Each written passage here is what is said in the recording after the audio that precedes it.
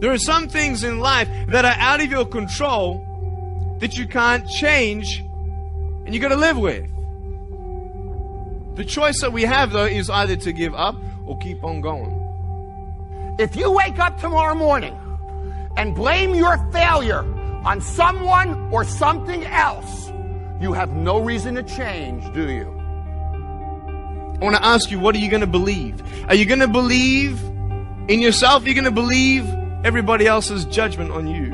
Are you going to believe people when they say that you're a failure? No one really likes you, no one really cares about you. It's that son of a bitch's fault. Son of a gun! I did everything I could. But if you woke up in the morning and looked in the mirror and said, I am failing because of me, the decisions that I make, the energy I put in, I'm not passing the blame. If you look in the mirror tomorrow and say that, you will change. So sure enough, from poor to rich and from rich back to poor, what do you do now? What occurred to me was that even though my money was gone, I still had the skills. And the skills proved to be more valuable than the money. So I just simply went back to work, went back to the street, went back using the formula I had used in the first place to do well and made many times more what I did the first time. But I think that's the key. You just have to go back to work. You could be rich, man, but you cannot erase the work ethic part. There is no getting around. Ain't no elevator to the top. You got to take the stairs. The elevator don't go to the top, man. Not in the world of success. You got to take the stairs. Y'all got to start getting gritty, man. I hate it when I see young people wasting their time, wasting all this technology got. Just bull. Just sitting around in this world that's been created for you that everything is instant. At the end of the day, don't compare yourself to people that you feel are more qualified than you. Don't compare yourself to people that you think that are more talented than you. At the end of the day, don't compare yourself to other people's gifting. At the end of the day, hard work works. Hard work can always outwork talented people who don't want to work that hard. And so at the end of the day, I know some of us, maybe we don't come from the greatest home environment. We don't come from the greatest social and economical status. But at the end of the day, we are still in control of our lives. I promise you. Put in the work. If you put in the hard work, if you take control and you respect your dream and you respect your craft and you're willing to sacrifice and to get serious about that thing, I promise you over time you're going to see the thing come alive. Hard work will always create opportunities for us to win in life. I mean that. And what I learned was the law of cause and effect. Now, the law of cause and effect is the great law of life. It basically says that there's a reason for everything. Everything happens for a reason. That success is not an accident. Failure is not an accident. If you want to be successful, happy, financially independent, if you want to achieve all your goals, it's not luck. It's not an accident. What you do is you find someone else who at one time did not have the effect that you want. You decide what you want. You find someone else who didn't have it, and you find out what they did to get it, and you do it over and over again until you get the same result. And it's not an accident. Well, when I learned this, it changed my life. You mean if I do what other successful people do, I'll get the same results that other successful people get? The answer is yes. You mean if I find out what top salespeople do and I do the same thing until I master it, I'll get the same results as top salespeople? I'll make the same money? I'll have the same cars? Yes. So I went out and I did it, and it worked. The law of cause and effect is what changed my life. And by the way, I've been in many different businesses now. I've consulted for more than 500 companies over the years, over the last 20 years. And in every case, I ask them, how does your business work? What are the cause and effect relationships? And where's it strong? Where's it weak? What's working? What's not working? Where are the places where we can gain advantage? Where are the places where we're losing money, and so on? And they think it's miraculous when I come in with this advice, which I charge them a lot of money for. Okay, so what I learned was this, is that there is a mental application. By the way, of all physical laws, there's mental applications. This is more important than anything else. It's that thoughts are causes. Thoughts are causes, and conditions are effects. Thoughts are causes. Thoughts are causes, and conditions are effects. That means your thoughts create the effects of your life. Is that your thought is created. You're almost like a magician in your own life. You create your world by the way you think. And the interesting thing is, it's not the way you thought yesterday or the way you might think tomorrow. It's the way you think at this minute, at this moment. It's the way you think in the now that determines your life. And your thoughts are constantly creating your world on a forward basis. The wonderful thing about our society, a free society like Singapore, is that at any given time you can draw a line under the past and you can say, that was the past, but this is how I'm going to think in the future. And your whole life, just like turning the wheel of a car, goes in a different direction. If you change your thinking, you change your life. And when I learned this, you mean your outer world merely reflects your thoughts?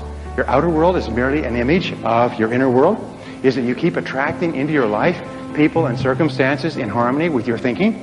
Is that everything you have in your life you've created by the way you think? And that if you don't like anything, you can change the way you think and attract something different? Yes, all of that's possible. And once you learn that, you realize there's only one thing in the universe over which you have complete control. What is that? You only control one thing in the world. What is it? You can control your thinking.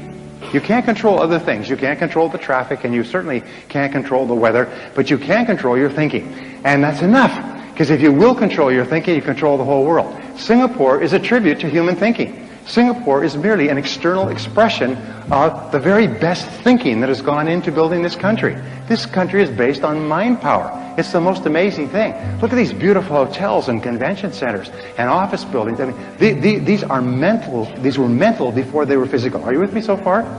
It's really important to understand that. It's kind of an overwhelming thought. I had a hard time with it when I was in my early 20s. You mean my life, which was not that great, has been created by myself? Yes, it's been created by myself. So I said, well, then I'm going to start to get my thinking in harmony with what I want, rather than keep thinking the old crummy thoughts. All right, so thoughts are causes, conditions are effects. Now what this means, and it brings us to the great law, which is the foundation of all religion and all philosophy, is that you become what you think about most of the time. You become what you think about most of the time. This is the underlying principle of all religions, all philosophy, all psychology, all success, all metaphysics. Everything is you become what you think about most of the time. So the question is, what do you think about most of the time? By the way, this law is always true, except there are a couple of exceptions. If there weren't exceptions, then every young man would turn into a young woman by the age of 20. But nonetheless, you do become what you think about most of the time. Now, by the way, one of my subjects when I was poor is I began to study self-made millionaires. Self-made millionaires are people who start with zero and within one working lifetime pass the $1 million mark. But here's the point, is I studied self-made millionaires. These are people who started with nothing. They started with no money and maybe limited education. Sometimes they were brand new immigrants. Sometimes they couldn't speak the language, and they made more than $1 million.